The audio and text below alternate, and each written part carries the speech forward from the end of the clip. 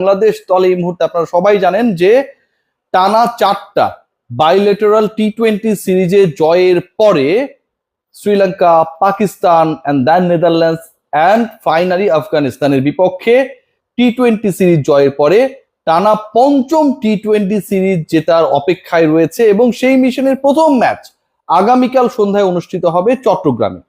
দল চট্টগ্রামে, বাংলাদেশ দলের প্রতিপক্ষ একই শহরে খুব স্বাভাবিকভাবেই।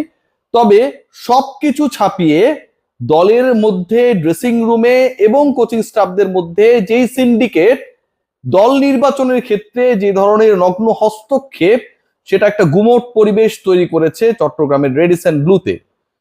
দলের অভ্যন্তরের যে খবর এই মুহূর্তে আমার কাছে রয়েছে, সাপোর্ট স্টাফ এবং ক্রিকেটারদের কাছ থেকে যে খবর আসছে, তাতে একজন পার্টিকুলার ক্রিকেটারকে রক্ষায় অন্তত সবশেষ 5 থেকে 6টা ম্যাচে অসাধারণ খেলা একজন ক্রিকেটারকে বাদ দেওয়ার পরিকল্পনায় রয়েছে।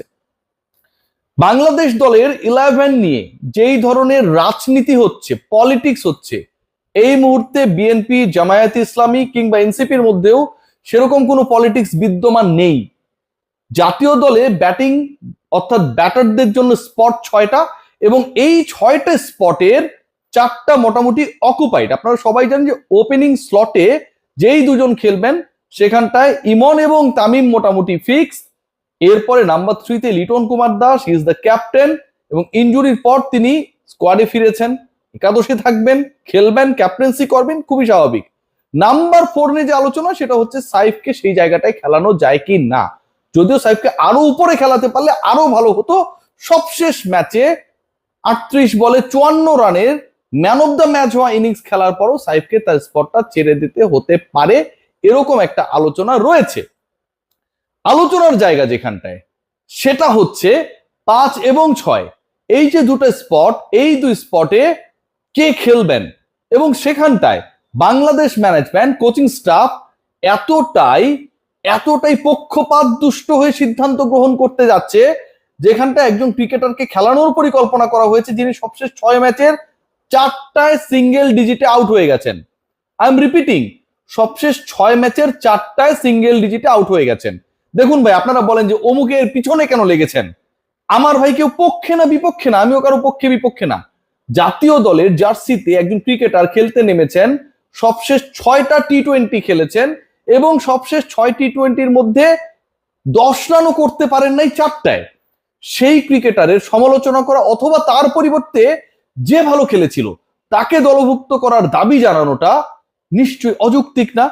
সো বাংলাদেশ ম্যানেজমেন্টের এই মুহূর্তে সিদ্ধান্ত গ্রহণকারী যারা, তাদের যে প্ল্যান, তারা সবশেষ 6 ম্যাচের 4টায় সিঙ্গেল ডিজিটে আউট হওয়া এবং ওই ক্রিকেটার সবশেষ 6 ম্যাচে রান করতেই পেরেছে 66, 11 এভারেজে রান করা সেই ক্রিকেটারকে খেলাতে চায়।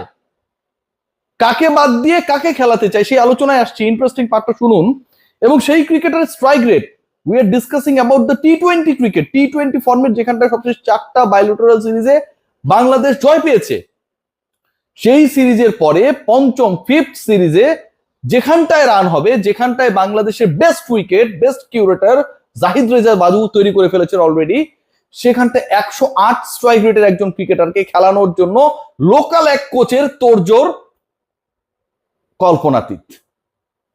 বাদ দেওয়ার পরিকল্পনায় যাকে রাখা হয়েছে, এটা আপনাদের অবাক লাগবে যে যেই ক্রিকেটারকে সবশেষ 6 ম্যাচের 4টায় সিঙ্গেল ডিজিট আউট হয়েছেন, যার এভারেজ 11, যার স্ট্রাইক রেট 108, তাকে খেলিয়ে বাদ দেওয়ার পরিকল্পনা করা হচ্ছে এমন একজনকে যার স্ট্রাইক রেট ওই সমান সংখ্যক টি-20 ইনিংসে কত জানেন? 141, 141 স্ট্রাইক রেটের একজন ক্রিকেটারকে বাদ দিয়ে 108 স্ট্রাইক রেটের একজনকে খেলানোর প্ল্যান করা হচ্ছে। একজন লোকাল কোচের একক চাহিদায়, একক সিদ্ধান্তে সেই চেষ্টাটা চলছে, এই নোংরামিটা চলছে, এই সিন্ডিকেট বাজিটা চলছে ড্রেসিং রুমে। এবং সেই ক্রিকেটার যাকে বাদ দেওয়ার পরিকল্পনা করা হচ্ছে এবং যাকে খেলানোর পরিকল্পনা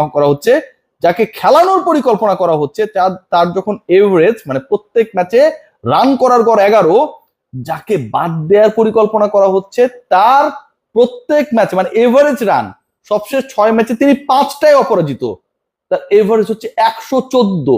114 স্ট্রাইক রেটের একজন ক্রিকেটারের পরিবর্তে 11 114 এভারেজের ক্রিকেটারের পরিবর্তে 11 এভারেজের ক্রিকেটারকে খেলানোর পরিকল্পনা করা হচ্ছে।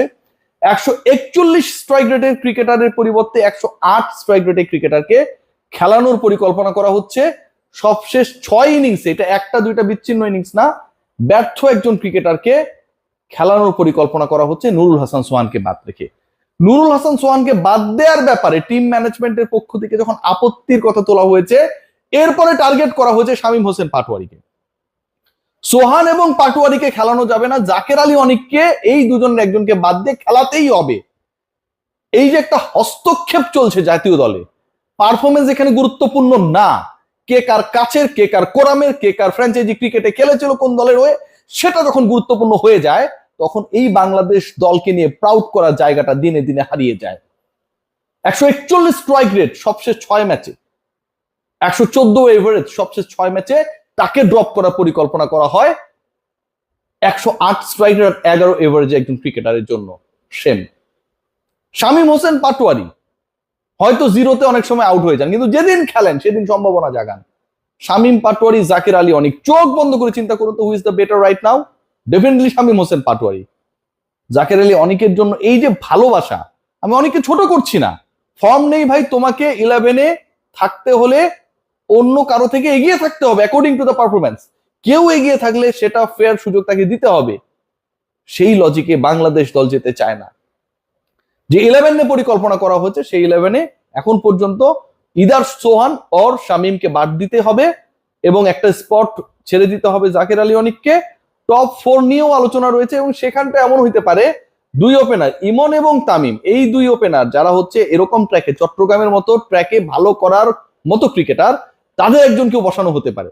তাদের একজনকে বসিয়ে সাইফকে ওপেনিং এ তুলে এরপরে যে ডিসিশন মেক করা হতে পারে, নাম্বার 3-তে লিটন, নাম্বার 4-এ জাকের আলী অনিককে হলেও খেলাইতে হবে। আত্মঘাতী সিদ্ধান্তের দিকে প্রথম টি20-র আগে বাংলাদেশ ম্যানেজমেন্ট।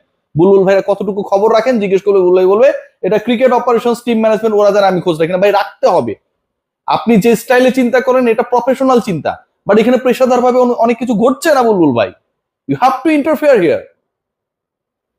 5 জন বোলারকে খেলানো হবে, নো ডাউট অ্যাবাউট দ্যাট।